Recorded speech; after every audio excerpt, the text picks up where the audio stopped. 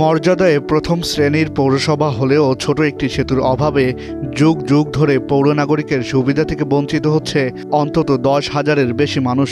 কয়েক দফায় সেতু নির্মাণের আশ্বাস দেওয়া হলেও নেওয়া হয়নি কোনো কার্যকর পদক্ষেপ।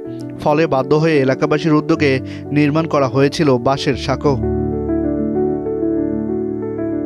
নরবরে বাঁশের সাঁকো দিয়ে জীবনের ঝুঁকি নিয়ে যাতায়াতের এ দৃশ্য মুন্সিগঞ্জ পৌরসভার 7 নং ওয়ার্ডের মোল্লারচর এলাকার মানুষের নিত্যদিনের।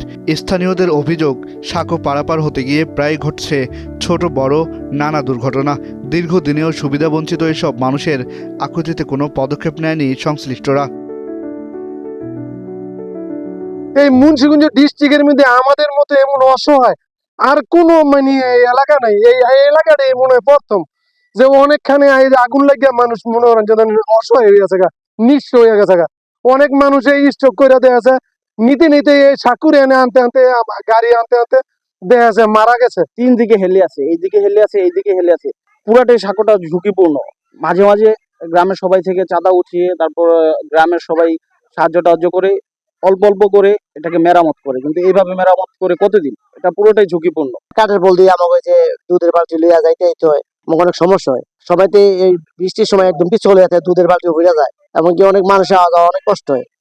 আমাকে ব্রিজের তো অনেক প্রয়োজন, অনেকেই বলছে দিব বা দিতেছে এমন আশা দিয়ে আমাকে রাখছে, কিন্তু আমার কোনো সময় এই আশা আমাকে সফল হয় নাই। সব জায়গায় ব্রিজ আছে, আমাকে এই জায়গায় ব্রিজ নাই। যে সরকারে আসে বলে দিব দিব দিব দিব কইলা ভোট শেষ, ব্রিজও শেষ। আমাকে দাবি এখানটা ব্রিজ হয়ে গেলে আমাকে আর কোনো দাবি দেওয়া নাই।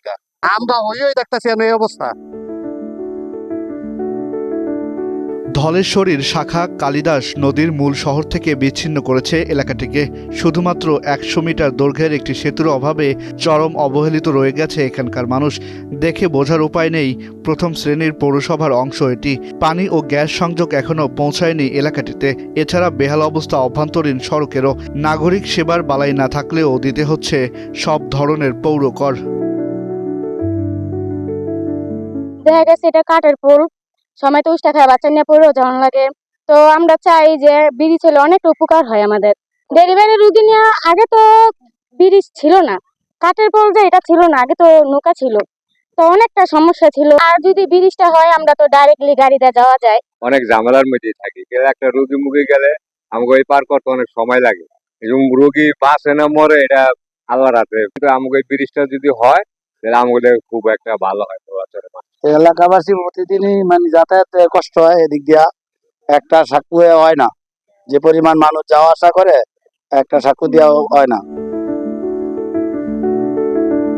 সাধারণ মানুষের দুর্ভোগ কমাতে এলজিডি বরাবর চিঠি দিয়েছে পৌর প্রশাসক। দ্রুত প্রয়োজনীয় পদক্ষেপ নেওয়া হবে বলে জানান এই কর্মকর্তা।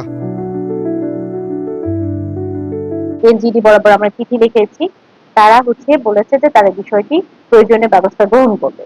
যেহেতু পৌরসভার ভিতরে এলজিডি কাজ অনেক সময় তারা করতে পারে না, কিন্তু মানুষের দুর্ভোগের কথা চিন্তা করে তারা এই বিষয়টি ঊর্ধ্বতন কর্তৃপক্ষকে জানাবে এবং পরবর্তী প্রয়োজনীয় ব্যবস্থা গ্রহণ করবে।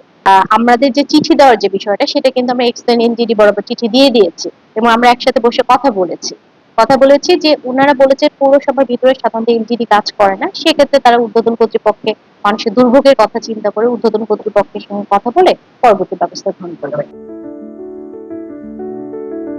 2019 সালে নৌযানের ধাক্কায় ভেঙে পড়ে সেতুটি। এরপর থেকে জোড়াতালি দিয়ে সংস্কার করা হয় সাঁকোটি।